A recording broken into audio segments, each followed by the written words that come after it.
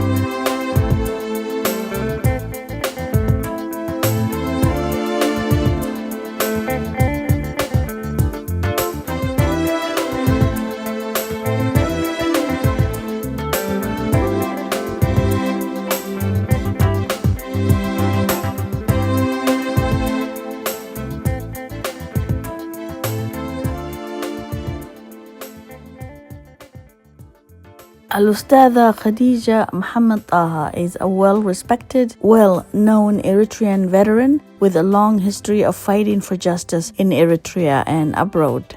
She is involved in many political organizations and especially where women involvement is needed. Ustadha Khadija Muhammad Taha was born and raised in the city of Mandafara in Eritrea. In 1978, Ustadha Khadija Muhammad Taha joined the ELF Eritrean Liberation Front armed group. Therein, she was an active member of the Eritrean Women's Association in the Barka region. 4 years later, shortly after the 1982 civil war in Eritrea, Ustadha Khadija Muhammad Taha emigrated to Sudan and later to Sweden, where she currently lives with her family. She's an active member of her community and always available to offer help to her local community, including young girls, teenagers, and women. Al-Ustadha Khadija Muhammad Taha.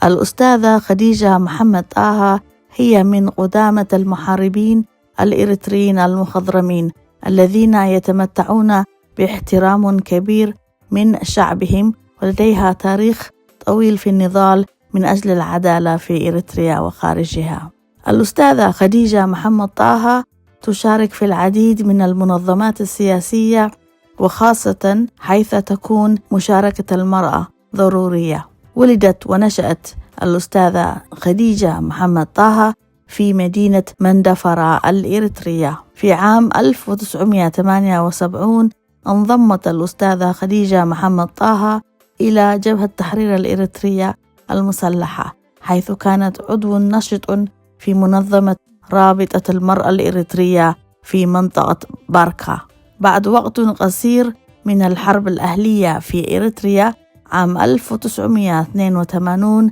هاجرت الأستاذة خديجة محمد طه إلى السودان ثم إلى السويد، حيث تعيش حالياً مع عائلتها، وهي عضو نشط في مجتمعها ودائماً تسعى لتقديم المساعدة لمجتمعها المحلي بما في ذلك الفتيات الصغيرات والمراهقات والنساء. ሽመይ ከዲጃ መሐመድ ጣሃይ በሃል ኣብ መንደፈራ ተወሊደ ዓብየ ካብ 1975 ተመክሮ ቃልሰይ ተጋድሎ ሓርነት ኤርትራ ከምኡ ኣብ ማሕበር ደቂ ኣንስትዮ እውን ባርካ ነይረ ማለት እዩ ኣቢለ ካብኡ እውን ኣቢልና ድሕሪ እቲ ኩሉ ሕድሕድ ውግእ ካብ ሱዳን ናብ ስዊድን ይነብር ኣለኹ ይነብር ብሓፂሩ ከምዚ ኢለ ክገልጽ ይደሊ ማለት እዩ السلام عليكم ورحمة الله وبركاته كبرات أحواتي أحاتي زعبخن زناشكن كل خن بحبار كميت خنا لخن دحر خبر سلامتاي مغرب قلت إلي نتعد مزقبر كنالي زعمن دا مسجونكو شمي خديجة محمد أها زغمت أولبوتا أبسودني زلخو استمهر كله درجات مرتبات ናሽናል ቢዝነስ ኤንድ ፖለቲካል ሶሻል ሚድያ እዩ ካብኡ ቀፂለ ሎሚ ነዚ ዕድመ እዚ ሒዘ መፅየ ዘለኹ ኣጀንዳ እቲ ኣጀንዳ ድማ ዓመፅ ደቂ ኣንስትዮ ዝካየድ ዘሎ ካምፓኒ ማለት እዩ እቲ ዝካየድ ዘሎ ትገብርኦ ዘለኹም ብጣዕሚ ዓብይ ምንቅስቃስ እዩ ክብሪ ሃብክን ወዓወት ሃብክን የኽብለክን ዝደሊ እተን ኣጀንዳታት ካብኣተን ነጥብታት ሒዘን ዘለኹ ከዓኒ ሓንቲ ቀዳማይ ስነ ኣብ ነብስኻ ምትእምማን ጓል ኣንስተይቲ ከመይ ኣብ ነብሳ ተኣማሚና እሞ ነቲ ዘለዋ ዓመፅን ነቲ ሕማቅ ኩነታትን ባዕላ ኣብ ሰብ ከይተመርኮሰት ጠጠው ኢላ ክትቃለሱ ክትክእል ማለት እዩ ነብሳ ተኣማንነት ማለት እዩ ካልኣይ ነጥቢ ድማኒ ኣብ ነፍሲ ሰብ ካልእ ክትምርኮስ ከም ዘይብላ ካልእ እቲ ደረጃ ሳልሰይቲ ድማ ደረጃ ትምህርቲ ቤት ከመይ ደረጃ ትምህርቲ ቤት ክንብል ከለና ኣብ ኩሉ ናይ ሕብረተሰባዊ ጉዳይ እዩ ዝኣቱ ኢኮኖሚካሊ ሳይኮሎጂካሊ ማለት ስነ ኣእምራዊ ኩነታት ይኹን ካልእ ድሒራ ንከይትተርፍ ማለት እዩ እዚ ካብ ኮነ ነዚ ጉዳይ ጓል ኣንስተይቲ ኣብ ዓመፅ ክትነብር ከም ዘይብላ ነቲ ዓመፅ ዝመፃ ድማኒ ባዕላ በዲሃ ካብ ሰብ ተፀቢያ ዘይኮነ ንነብሳ ኣብቲ ዓመፅ ሓቢኣ ክትነብር ከም ዘይብላ ዓመፃት ብዙሕ ዓይነት ዓመፅ ክኸውን ይኽእል እዩ ንሱ እንታይ እዩ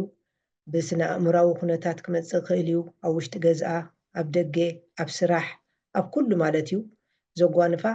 ነዚ ብከመይ ጌራ ክትከይድ ትኽእል ማለት እዩ ንሱ ድማ እንታይ እዩ ኣብቲ ሕብረተሰብ ድሕር ሕብረተሰብ ትነብሮ ጓል ኣንስተይቲ ከመይ ትነብር ኩሉ እዚ ኩላህና ንፈልጦ ኢና ማለት እዩ ማለት ብደረጃ ትምህርቲ ክትመሃር ከላ ኣብ መርዓ ብቅልጥፍ ኢሎም ተመርዕያ ክትምርዓውለክ ተባሂላ ሕፅረት ትረክብ ትምህርቲ ቤት ትኸይድ ካብ ትምህርቲ ቤት ኣብ ሓዳር ኣትያ ነቲ ትምህርቲ ቤት ወዲኣ ኣብ ሂወታ ሰሪዓ ክትከይድ ዘይትኽእለሉ መንገዲ ይመፅእ ማለት እዩ እዚ ኣብቲ ምዕቡል ሕብረተሰባት ከደኣሞ ከመይ እዩ ክንብል እንተኮይና ከም ኣሜሪካ ኣውሮጳ ካልእ ምዕቡላት ሃገራት እዚ ሕብረተሰባዊ ጉዳይ ኣብ ትምህርቲ ቤት ኣትያ ትምህርቲ ቤት ተማሂራ ነቲ ኩሉ ነገር ፈሊጣ ሕብረተሰባዊ ዓመፃት ዘድሊ ምስቲ ሕብረተሰብ ከመይ ገይሩ ይኸይድ እንታይ ሓገዝ ይግበረሉ ፈሊጣ ነቲ ዓመፃት ክትቅልሶን ክትብድሆን ከም ዘለዋ ክብል ይደሊ ማለት እዩ ብዝተረፈ ካልእ እንታይ ክብለክን ይደሊ እቲ ናይ ደቂ ኣንስትዮ ዓመፃት ብዙሕ ነገር እዩ ንሱ ከዓ እንታይ እዩ ኣብ ውሽጢ ገዛ ዝርከብ ኣሎ ኣብ ደገ ዝርከብ ኣሎ ስለዚ እዚ ብዘይ ምሕባእ ግን ነቲ ከባቢ ኣብ ከባቢ ደሎ በብቲ ዘድልዮ ቤት ፅሕፈታት ኣሎ ሓገዛት ክገብሩልካ ዝኽእሉ ኣብ ምዕቡል ሕብረተሰብ ሕጂ ብዙሕ እቲ እንተደኣ ብሳይኮሎጂካሊ ስነ ኣእምራዊ ጉዳይ ፀቕጠታት ኣለዋ ኮይኑ ውሽጢ ከመይ ጌራ ድማ ኣለው ናይ ሳይኮሎጂስት እንታይ ይበሃል ናብኣቶም ከይድካ እቲ ዘሎካ ውሽጢኻ ከይሓባእካ ከመይ ጌርካ ሓገዝ ትረክብ ትኽእል ከምኡ እውን ንኸባቢኻ ንደቅኻ ንከምኡ ተጨቆና ዘለዋ ትፈልጠን ትፈልጦም ሓገዛት ጌርካ ከዓኒ ናብ ፍታሕ ፈቲሕካዮ ክትከይድ ከም ዘለካ ነዚ ክትገብር ኣለዋ ጓል ኣንስተይቲ ተጨቂና ትኸደሉ መንገዲ የለን ማለት እዩ ነዚ ጉዳይ ነዚ ክግበር ከሎ ግን ብብዙሓት ንሕና ኣብ ተመክሮ ንፈልጥ ማለት እዩ ኣብ ማሕበር ደቂ ኣንስትዮ ዝኾነ ይኹን ወላ ናይ ደቂ ኣንስትዮ ማሕበር ናይ ሂማን ራይትስ እንታይ ድበሃል ኣብዚ እውን እንድሕር ርኢናዮ ክንከይድ ከለና ንክንሕግዘን ከለና ኩሉ ነገር ኣይገልፃን እየን መጀመርያ ይፈርሓ ካልኣይ ነገር ከዓኒ በቃ እቲ ሕብረተሰብ ይፈርሕኡ ማለት እዩ እንታይ እዚ እቲ ልምዲ ማለት እዩ ኣብ ውሽጥኻ ይዝረብን እዩ ናይ ገዛኻ ይወፅእን እዩ ከምዚ ዝብል ባህልን ልምድታትን ብዙሕ ነገር ኣለና ናብ ናይ ኤርትራዊ ጉዳይ ንፈልጦ ማለት እዩ ስለዚ ደቂ ኣንስትዮ ከይትጭቆናናታትክን ሓቢእክን ከይትኸዳ መሰልክን እዩ ኣብ ውሽጢ እቲ ዘለኽንኦ ብፍላይ ኣብቲ ምዕቡል ሃገራት ብብዙሕ መንገድታት ሓገዛት ክትረኽባሉ ትኽእላ ሓንጎልክን ተጨኒቕክን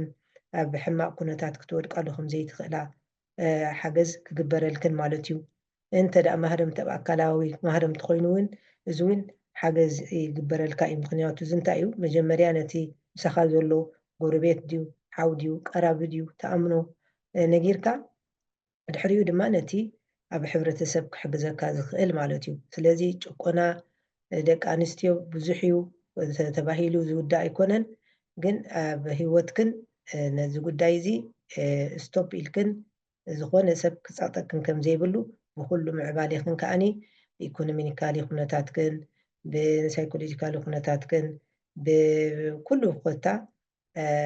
ረጊፅክን ከዓ ነተን ተጨቂነን ዘለዋ ኣሕዋትክን ሓገዝ ጌርክን ክትከዳ ማለት እዩ ብጣዕሚ የቀኒየለይ ማሕበር ደቂ ኣንስትዮ ኤርትራውያን ሰሜን ኣሜሪካ ነዚ ዕድመ ዝገበርክናለይ